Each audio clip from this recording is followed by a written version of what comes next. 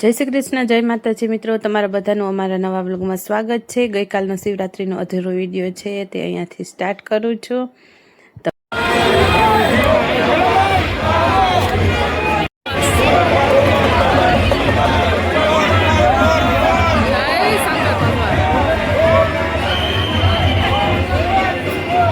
શંકર બાપા મહિના તમને સાક્ષાત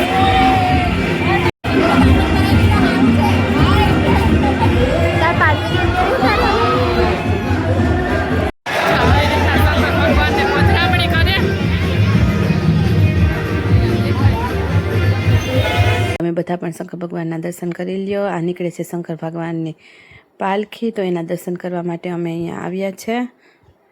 રાયપુર ચકલેશ્વર મહાદેવના મંદિરની પાલખી નીકળે છે આ, તો તમે પણ દર્શન કરી લ્યો મિત્રો। જય ભોલેનાથ, જય શિવ શંકર।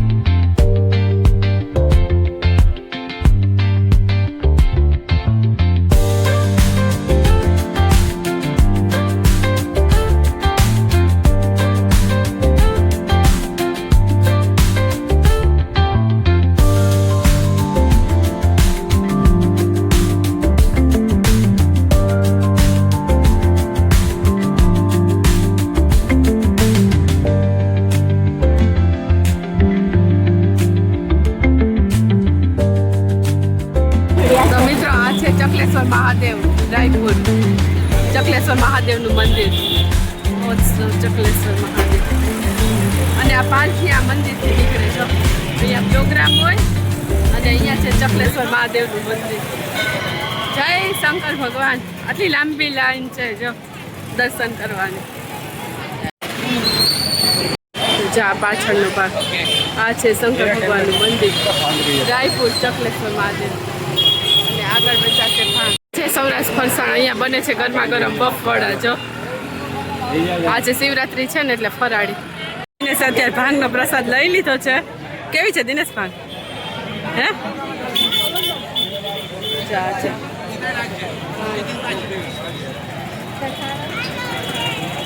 અમે ભાંગ પીવા આવી ગયા છે। ના માને પ્રસાદ જરાક લઈ લઈશું। બીજી તો ના ભાઈ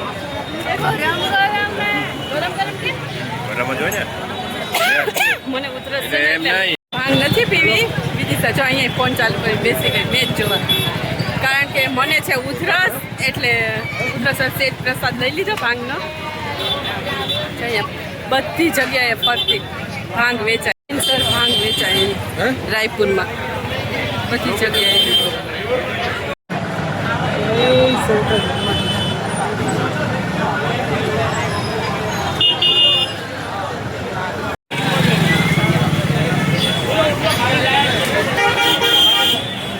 ફરાળી બફળા, ફરાળી ચેવડો, કેળા વેફર્સ, પાત્રા, ખમણ, બટાકા વેફર બધું મળે છે ફરાળી જો।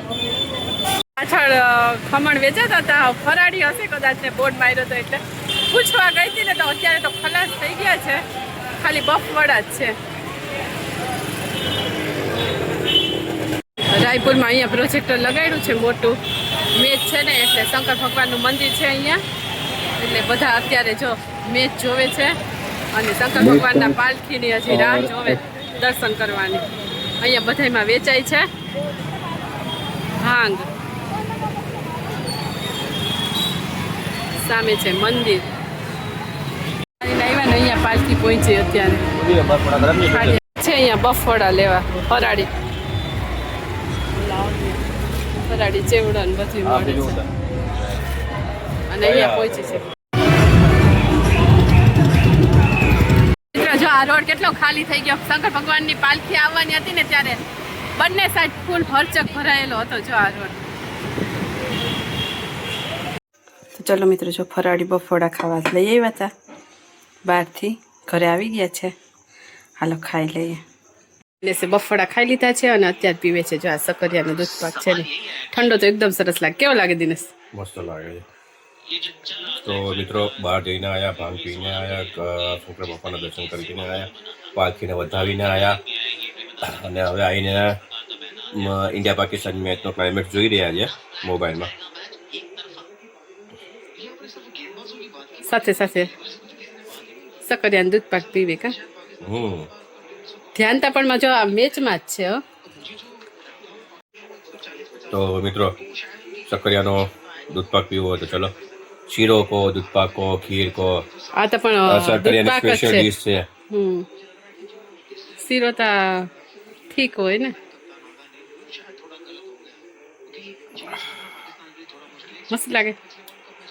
તો મિત્રો જો આજનો આ વિડીયો સારો લાગ્યો હોય તો વિડીયોને લાઈક શેર, અમારી ચેનલને સબસ્ક્રાઈબ જરૂરથી કરજો. મહાશિવરાત્રિનો વ્લોગ તમને કેવો લાગ્યો તે કમેન્ટમાં જરૂરથી કહેજો. ફરી મળીશું આવતીકાલે નવા વિડીયોમાં. ત્યાં સુધી બધાને જય માતાજી, જય Shri Krishna. Thank you for watching મિત્રો. Bye bye, good night. જય શ્રી કૃષ્ણ, જય માતાજી મિત્રો. તમારા બધાનું અમારા વ્લોગમાં સ્વાગત છે. અને કેમ છો મિત્રો? મજામાં ને બધાએ? આજે જો સવારના વ્લોગની શરૂઆત કરી છે. દિનેશ હજી ઉઠ્યા જ છે. ગુડ મોર્નિંગ મિત્રો. તો હાલો રસોઈ બનાવવાની છે. આજે તો મગ ભાત બનાવવાના છે. મગ બાફવા મૂકી દીધા છે, ભાત પલાળી દીધો અને રોટલીનો લોટ બાંધી લઈએ. હાલો બની ગયા છે અને આમાં ભાતે જો ઠરવા રાખી દીધા છે. દિનેશ બેસી ગયા નાસ્તો કરવા. ટિફિન જો પેક કરી, રોટલી, ભાત અને મગ, પછી છાશ અને આમાં પાપડ. આજે દિવસ મજા આવી જશે ટિફિન ખાવાની. આજે મજા આવશે.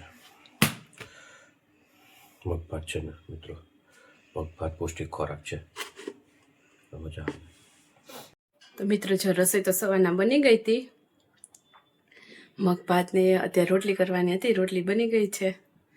તો હવે થઈ ગયો જમવાનો ટાઈમ, જમી લઈએ. જો થાળી થઈ ગઈ તૈયાર, જમી લઈએ.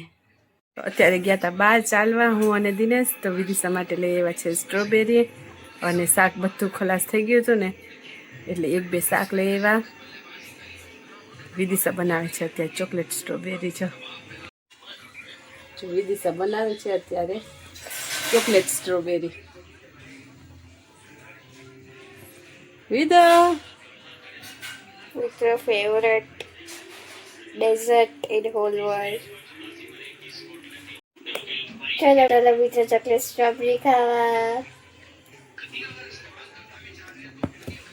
ગયા હતા ને તો આ લઈ આવ્યા છે શાકભાજી. આમાં છે રવૈયા, ટીંડોળા અને અહીંયા લીમડો આપે થોડોક, કાલુપુર ના આપે.